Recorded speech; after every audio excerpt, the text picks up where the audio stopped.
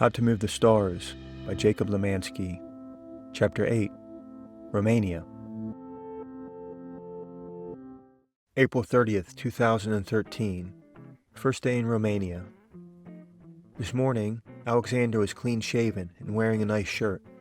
He said that he was going to court over charges regarding cannabis. The story he gave me was that he found a plant growing in the forest nearby, and the neighbors tipped off the police when he brought it home. In Serbia, he said a gram of pot is punishable by up to 10 years in prison. His father sent him extra money for a lawyer, so he's expecting to get just 5 years of probation. He seemed oddly calm about the situation. I thanked him for his kindness and wished him luck at his trial. I'll never know the end to that story. I'd barely left town when I arrived at the Romanian border. With another stamp in my passport, I continued through the agrarian landscape. Flat farm fields persisted, with only a single hill appearing on the horizon this evening. The one thing that broke up my day was the city of Timisoara. As I passed through, I saw a pleasant riverfront and a bustling downtown, but after just 3 miles, I was once again surrounded by farmland. As evening approached, I was having trouble finding a place to camp. The farm fields were so vast that I pedaled an hour or more to get between patches of trees. When a forested park appeared at the edge of a small town, I decided that would have to do. I pushed my bike off the road and into the dim undergrowth. I hadn't gone far when I spotted a pack of 4 wild dogs. I saw them first through the thick brush.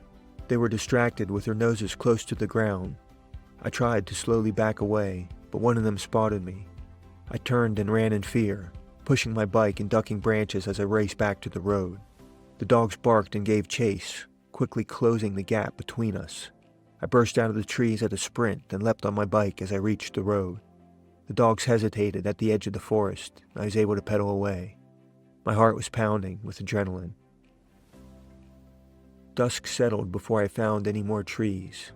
The mosquitoes were awake and began biting through my shirt as soon as I entered the forest. I put on my down jacket for protection, though I was reluctant to do so. The temperature in the shade was still 85 degrees, and by the time I finished setting up camp, I was dripping with sweat. For dinner, I zipped myself into my hammock and ate an apple. I'm still hungry, but I don't want to go back out there. Besides the mosquitoes, another creature has arrived. Unfortunately, the sky's too dark to see anything, and when I was running from the dogs, my headlamp bounced out of my pocket and was lost. All I can do is lay here in the black night and listen.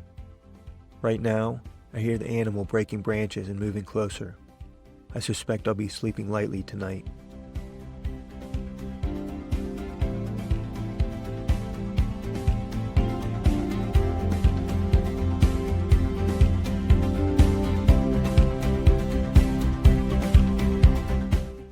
May 1st, 2013. Hills of Romania. On my first bicycle tour, I crossed the United States in 62 days. During that time, I ate 25 jars of peanut butter, which was a convenient source of calories, but by the end of the trip, I'd eaten too much. I didn't touch the stuff for the next 8 years, and only broke my fast at the beginning of this journey. I was happy to take up the habit again, but peanut butter is difficult to find in Europe. It seems to only be available in grocery stores with an American food section. As an alternative, I've switched to Nutella, and I've gone through 15 jars since starting this journey. As I've traveled farther east, Nutella has been replaced by an off-brand hazelnut spread. I bought some yesterday, which tasted awful, and when I checked the label, I saw that there was only 3% hazelnuts. Most of my groceries from yesterday turned out to be unpalatable. The bread is no longer fresh-baked, but comes white as snow and tastes distinctly medicinal. Cans of tuna used to contain chunks, but now the meat is ground to a pulp with a particularly fishy smell. The pack of cookies I got tasted like chalk, and I threw them away after the first one. Grocery stores sell what people can afford, and as I enter poorer countries, prices keep dropping, and so does the quality. A welcome change of pace came today when I entered a landscape of rolling hills. Climbing made the ride more interesting, and from the hilltops I had a better view. There was still only farm fields to see, but at least I could see more of them. In the small towns, I stopped to sit on the park benches and watch the clouds float by.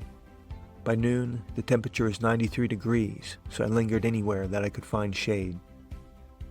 I was sitting in the park when a teenage girl on rollerblades stopped to take a picture with me. She said she's never met anyone from the United States. That was the first time a stranger has ever asked me to take a picture with them.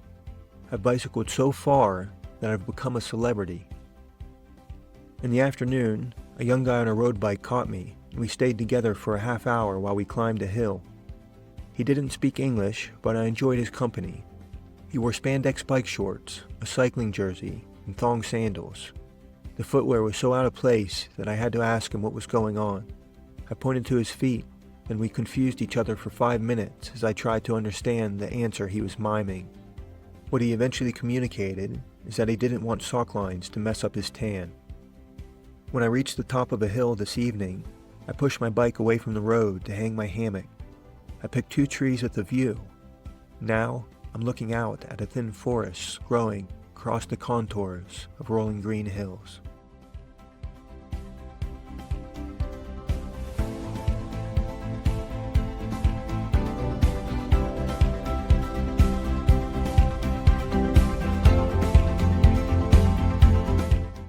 May 2nd, 2013, Deva.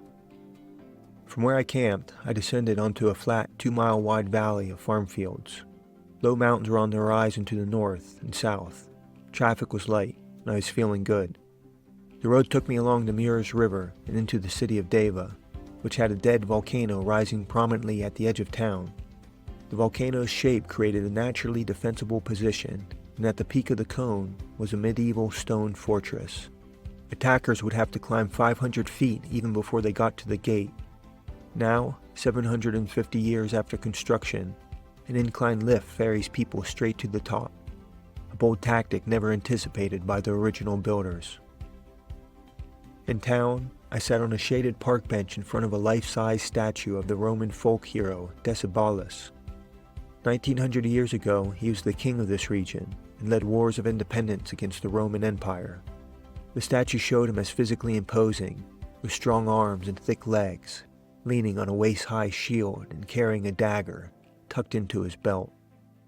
Mounted on the concrete base was a large bronze relief showing the founders of Rome, Remus and Romulus, suckling from the teeth of a she-wolf. Decebalus died by suicide when the Romans cornered him after a battle. The monument seemingly honored both their local hero as well as the founders of the society that killed him. On my way out of Deva, I tried to get groceries, but a dozen little boys ran to me as I entered the parking lot. They looked to be between 6 and 10 years old and completely unsupervised. There was no way I was going to leave my bike alone with them. I wouldn't trust myself at that age to not be mischievous just for fun. I stayed for a few minutes while they crowded tightly around me. We tried to talk to each other, but I'm sure I left them with more questions than answers. I biked down the road to a second grocery store and was swarmed by another group of children. Maybe the parents leave them outside while they shop. Again, I carried on without buying any food. I left town and was into the countryside when I passed a shepherd watching a half-dozen sheep. There must be a direct link between the cost of living and the number of animals required to support a person watching them. Here in Romania, the number is 6. In Spain, the shepherds followed more than 50. And in the United States, so many animals are needed that I've never actually seen a shepherd. Instead, they build fences and leave the animals unattended. In the afternoon, I pulled into the shade along a river and found such a pleasant spot that I decided to stay. Among the trees, the temperature is 90 degrees, but I was cooler than being on the open road. Still, I laid in my hammock for hours before I stopped sweating. Once the sun was lower, I took my guitar to the water's edge to practice. I still have no coordination to move my fingers between the strings, and I feel hopeless that I ever will. I strummed up and down, looking out at the river. A few fish were jumping, and frogs swam along the edge. The world is now dark and quiet. All I hear is the sound of the gently flowing river, and a deer barking in the distance.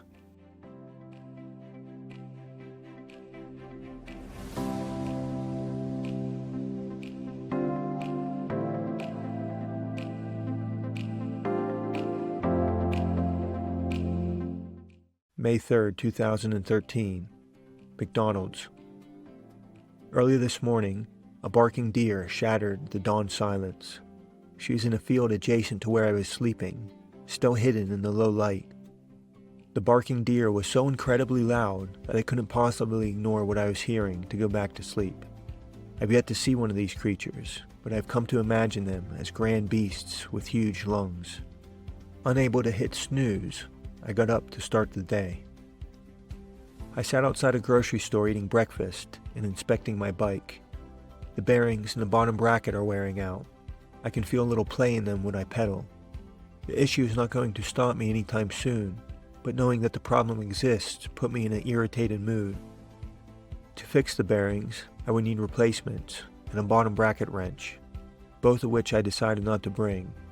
I've done a lot of biking, but never wore out a bearing, so this problem was a blind spot, and I feel unprepared. A bike shop will be able to help me, and I'm now on the lookout for one. Throughout the day, the road had heavy truck traffic and no shoulder. I put all my attention into keeping myself from getting run over. I had to watch behind me in my mirror just as much as I was looking ahead. Many times I was forced to steer off the road into the grass and loose gravel. The situation felt precarious and stressful. By the late afternoon, I was in need of a place to get away from the trucks when a McDonald's appeared on the side of the road. In high school, I decided for my health to never eat fast food, and in the 10 years since, I never have. I pulled into the parking lot and abandoned my decade-long boycott. The temperature outside was 95 degrees, and when I opened the front door, I felt the rush of cool air and knew I had made the right decision. The interior was clean and with a modern plastic decor. I was surprised by how familiar the place felt. McDonald's has become an icon of the United States and grown so large as to help define the aesthetic of America. The place seemed familiar because the corporate sheen they created has become quintessentially American. I felt comforted by the environment and appreciated that I could have been having the same experience back in Colorado or any one of the other 37,000 McDonald's locations. Truly, the well-lit interior felt like a cultural refuge. I bought vanilla soft serve ice cream and used the Wi-Fi to call Katie. Hearing her voice lightened my mood. She told me she finished collecting data for her research project, which is a big milestone for her. To celebrate, she took the afternoon off and went for a bike ride. She said she was thinking of me. I think of her, too.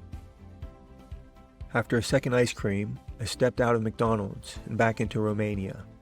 Immediately, I began to sweat. Dry, dusty air raked across the farm fields. Trucks roared past, and 3 mean dogs chased me out of the parking lot. I was chased by a lot of dogs today. There were packs of them on the outskirts of each town. They snapped at my wheels and the bags on my trailers, barking aggressively as they ran. I sprinted to get away, swerving to avoid their teeth and the trucks at the same time. When they would finally give up their chase, I was left with burning thighs and gasping for air. After 70 white-knuckle miles and 4,000 feet of climbing, I was in need of a quiet place to calm my nerves and rest my legs. I followed a dirt road away from the highway, then descended a short bank to a patch of soft green grass. This is a perfect spot. A warm breeze is swirling, and the sky is full of stars. I'm hidden and safe. I feel wonderful. This whole difficult day was worth the effort just to arrive right here.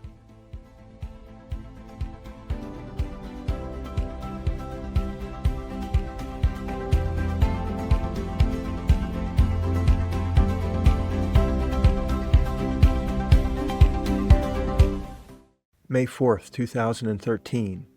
Nice day. I was watching the stars last night and fell asleep with the bivvy unzipped.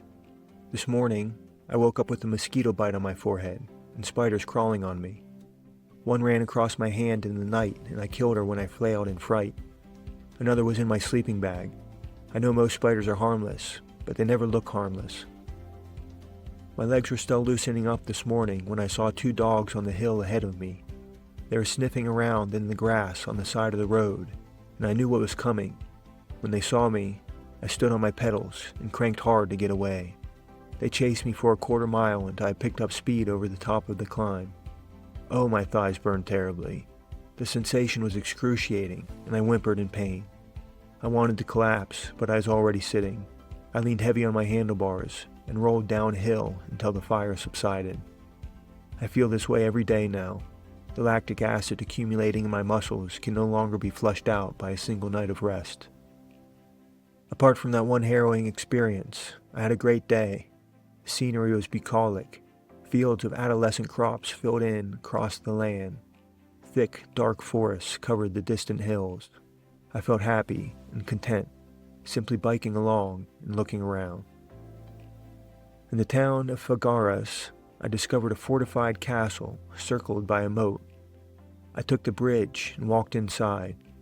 Dirt paths through the unkempt grass meandered around several buildings and a courtyard. In centuries past, the grounds have been a fort, a royal home, and a jail. Now there is a library, and what a good place for one. The thick stone walls made the space very quiet and peaceful. Dusk came early beneath the clouds. I pushed my bike far from the road into the open forest. This spot is green, well hidden, and quite lovely. I hung my hammock between tall birch trees, then lay down to watch the light fade. A mouse is rustling in the dry leaves beneath me. I feel grateful for such a wonderful day.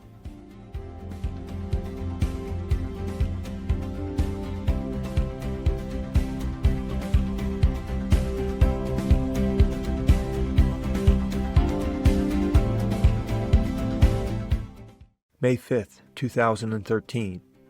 To bread. In the middle of the night, I was pulled from a deep sleep by the sound of a nearby animal. I was less than half conscious when I realized a large, angry dog had found me. Fear gripped me. I tried to yell out, but I could only moan weakly as I struggled to leave my dreams. The dog took a step closer, and a jolt of adrenaline returned me to my senses. Bolting upright in my hammock, I perked my ears towards the inky night. The only sound came from my pounding heart and the mouse digging in the leaves beneath me.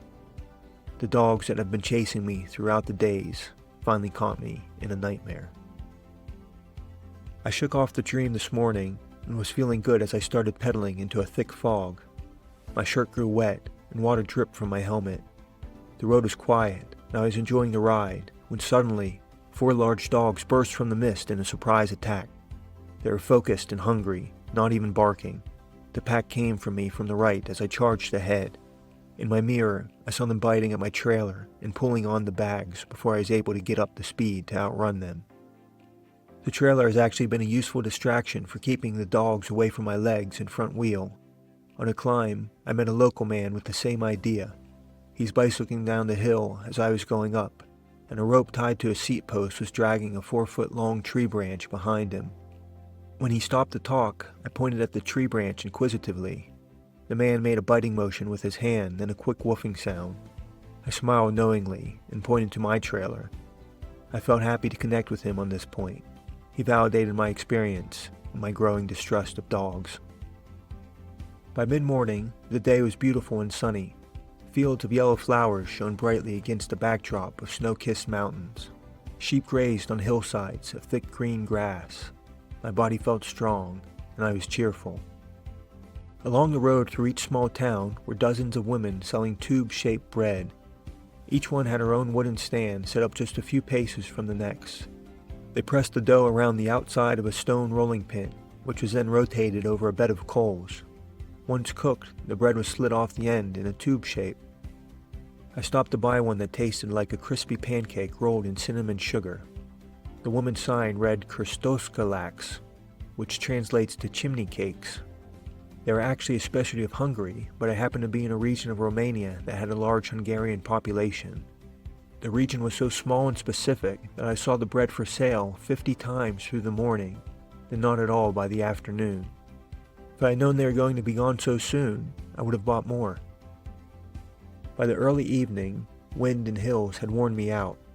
I started looking for a place to camp, but the land was wide open with a steady stream of farmhouses that left me nowhere to hide. After 2 hours of searching, I pushed my bike into a field to sleep on the ground behind bushy trees. I arrived tired and hungry as the sun was getting low.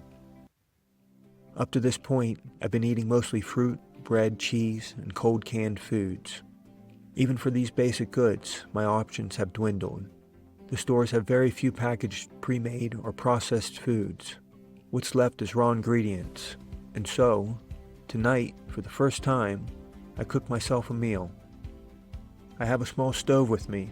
I chose one that burns diesel so that the fuel would be available all over the world, and also because the word diesel is the same in every language. In preparation for tonight, I filled a fuel bottle at a gas station, but until this evening, I never thought about how I would ignite the stove. The only thing I had with me was a piece of flint and steel my dad gave me in case of an emergency. I'm glad I was using them to light my stove instead of whatever dire situation he might have imagined. Getting the diesel to ignite proved to be much more difficult than I expected. I scraped flint sparks directly onto the fuel, but that wasn't enough. Eventually I had to use the flint to light a small pile of leaves on fire. Then I transferred the flame to the stove. After 40 minutes of trying, the burner was working. For my first hot meal, I made elbow pasta, then added a can of kidney beans and a can of sweet corn. The flavor was uninspired, but I do feel full, which for me is the most important part of the meal.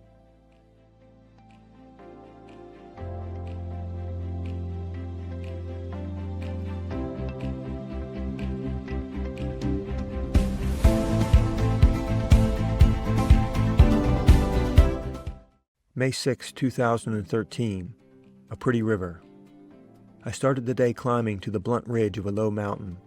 On the other side, a winding downhill took me into a lush green valley where I followed along the Utiz River for most of the day. The sky was blue, traffic was light, and I felt joyous to be pedaling through the beautiful land. In the morning, there was one last town selling chimney cakes, or kurtos, as the sign read today.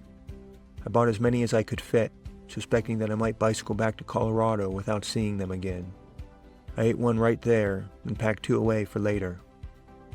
The past few days I've been passing a lot of roadside rest areas, but I never stop. They're nothing more than a parking lot and a picnic table. There are always piles of trash, enough to feed one or two thin dogs scavenging on the scraps. Many of the dogs have a limp from the last time they were hit by a car. Even in that pathetic condition, they'll still bark at me. And twice today, the healthy ones gave chase. To find peaceful places to rest, I only stop where there is nowhere for cars to park, and therefore, no trash or dogs either. I used that strategy this evening to find a nice spot to hang my hammock in a forest. The trees are tall and healthy with smooth gray bark covered by a thin layer of green moss.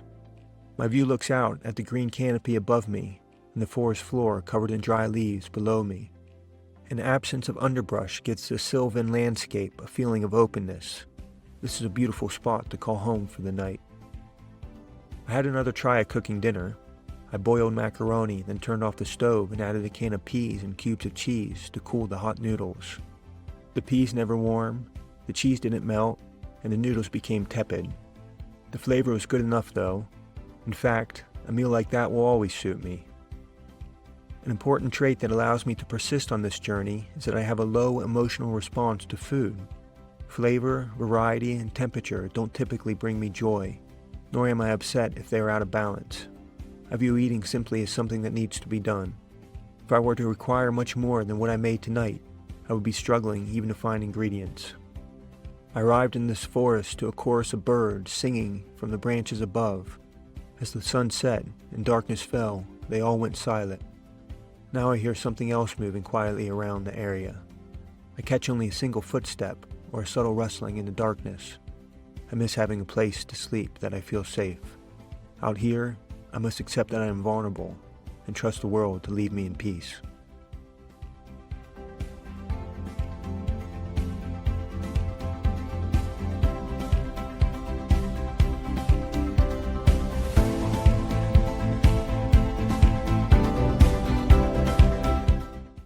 May 7th, 2013, 5,000 kilometers. I checked my map this morning. 5 ridges ran north to south, and the road went east to west. Each hill required half an hour of intense effort to get to the top, while the descents were a frightening 5 minutes of dodging loose gravel and potholes.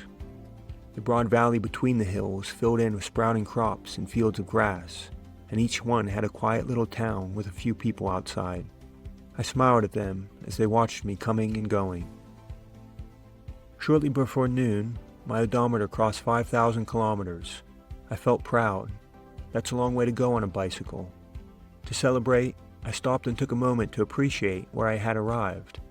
I was on a deeply potholed bridge over a small stream between two gently sloping hills. Open pasture, crops, and tilled soil reached into the distance. There were no homes in sight, nor any traffic. Only a lone box truck parked next to a single leafy tree. I biked over to the truck to find two men sitting in the shade. 50 small white chickens pecked at the grass around them, while another 100 were crammed into the back of the vehicle. I sat with the men for a few minutes while they let the birds cool off, which was notably considerate of them. The midday heat had reached into the high 80s, and the pounding sun must have made the back of the truck feel like an oven. For myself, I found respite from the heat in the form of a cooling spring.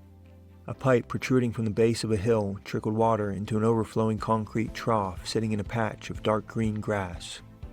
I rinsed myself and my shirt for the first time in 8 sweaty days. It's not been for lack of water. I've been following rivers.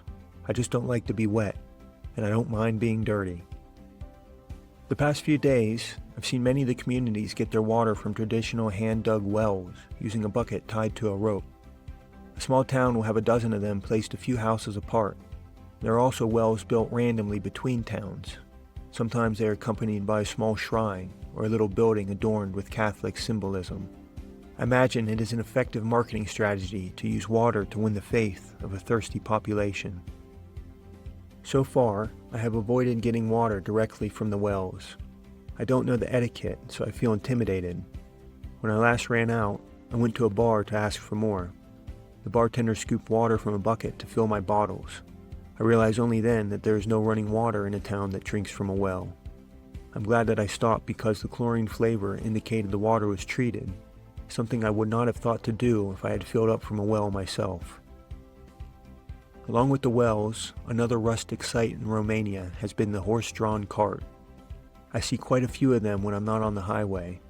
Unless the carts are very full, the horses will run faster than I pedal. The drivers smile and nod to me as they slowly go around. Other times, I see them parked on the side of the road, refilling their horses as if they are at a gas station, except that the horses are just eating grass. This evening, I had trouble finding a place to sleep. I was caught in a plain of farmland without trees and no way to hide from the little towns that appeared every mile or two.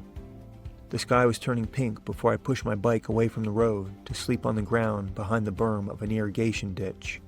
I am mostly hidden, but now in the dark, the headlights of distant cars are sweeping over me. Fortunately, there isn't much traffic.